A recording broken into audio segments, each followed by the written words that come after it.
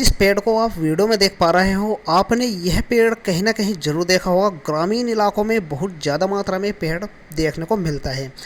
इसका नाम होता है करंज। इसे गांव में पापड़ या पापड़ी के पेड़ के नाम से भी जाना जाता है, क्योंकि इसके जो फल होते हैं वे बिल्कुल ही पापड़ या पापड़ी की तरह दिखते हैं। इस वजह से इसे गांव में पापड़ी के पेड़ के नाम से भी जाना जाता है। वास्तव में इसका नाम होता है करंज। पूरे भारतवर्ष में इसे करंज के पेड़ के नाम से जाना जाता है। करंज का पेड़ समस्त भारत में 1200 मीटर तक की ऊंचाई पर मिलता है। यह नदियों एवं सड़कों के किनारे तथा वनों में भी होता है। इस पेड़ को गांवों में ज़्यादातर लोग घरों में भी लगाते हैं, क्योंकि यह छायादार वृक्ष होता है। यह पेड़ देखने में बहुत ही साधारण पेड़ लगता है, लेकिन सच यह है कि करंज के अनेक फ़ायदे होते हैं।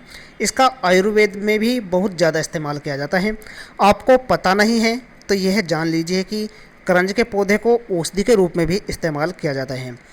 इससे गंजेपन की समस्या, आँखों, दांतों के रोज में भी लाभ मिलता है। आयुर्वेद के अनुसार घाव, कुष्ठ रोग, पेट की बीमारी और बवासीर जैसे रोग में करंज के फायदे मिलते हैं। तो इस वीडियो में हम जानेंगे कि करंज के पेड़ को किस किस बीमारी में किस प्रकार से आप इस्तेमाल कर सकते हैं। तो बने रहिए वीडियो के अंत तक। और वीडियो में आगे बढ़ने से पहले यदि आप हमारे चैनल पर नए हों तो चैनल को सब्सक्राइब जरूर करें, जिससे आपको हमारे आने वाली न्यू वीडियो नोटिफिकेशन समय पर मिलते रहे। तो आइए हम वीडियो को स्टार्ट करते हैं।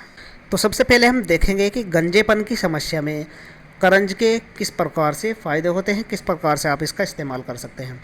करंजादी तेल के नाम से एक तेल होता है। इस तेल की यदि आप सिर पर मालिश करते हैं तो इससे गंजेपन की समस्या में लाभ मिलता है। इससे इंद्रलुप्त की समस्या दूर हो जाती है। इंद्रलुप्त वह समस्या होती है जिसमें बीच में से गंजापन आ जाता है, यानी आपके बीच में से बाल उड़ जाते हैं। बेहतर परिणाम के लिए आप किसी आयुर्वेद चिकित्सक की भी सलाह से इसका प्रयोग कर सकते हैं। आँखों के लिए करंज के फायदे होते हैं। करंज के बीज के पेस्ट को दूध में पकाकर आपको ठंडा कर लेना है। इसे छानकर आंखों में काजल की तरह लगाने से आंखों के अनेक रोगों में लाभ मिलता है। करंज के बीज के चूर्ण में पलाश के फूल की रस की अनेक भावना देकर बत्ती आपको बना लेनी है। इसे आंखों में काजल की तरह से लगाने से पुराने नेत्र रोग में तुरंत लाभ होता है। इसके बाद यदि हम बात करें दांतों की बीमारी की, तो इससे दांतों की बीमारी भी दूर होती है।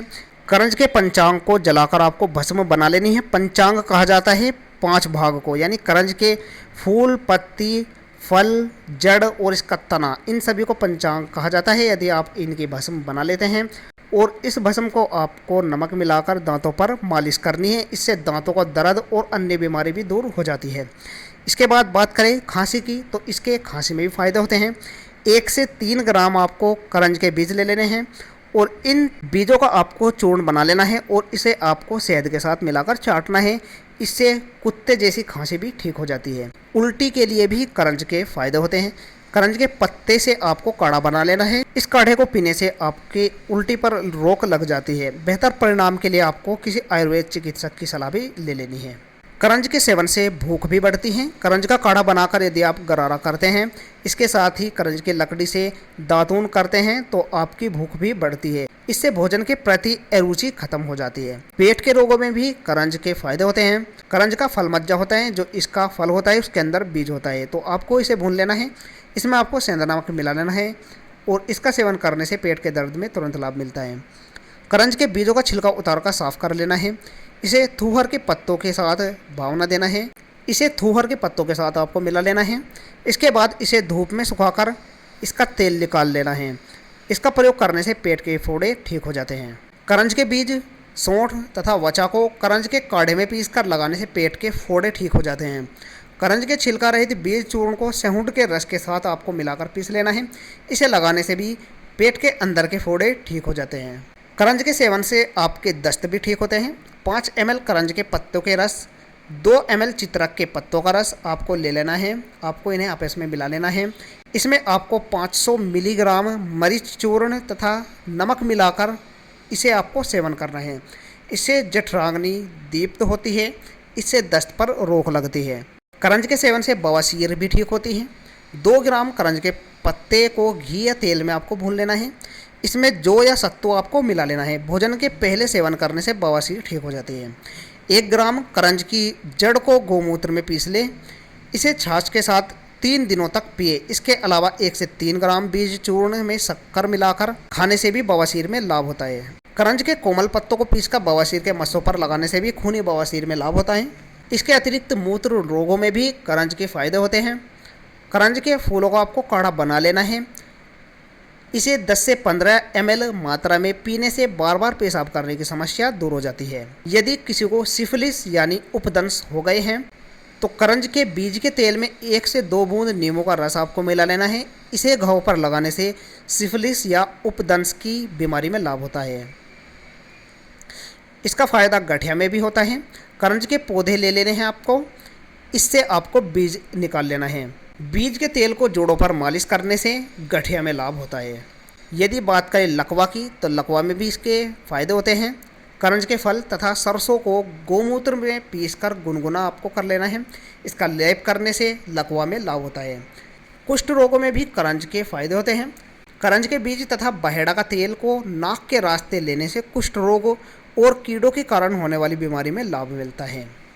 यदि किसी को सोराइसिस हो जाती है तो करंज के छार में एरंड तेल मिलाकर लेप करना है। इससे खुजली युक्त सोराइसिस में भी लाभ मिलता है। घाव सुखाने के लिए भी इसके फायदे होते हैं।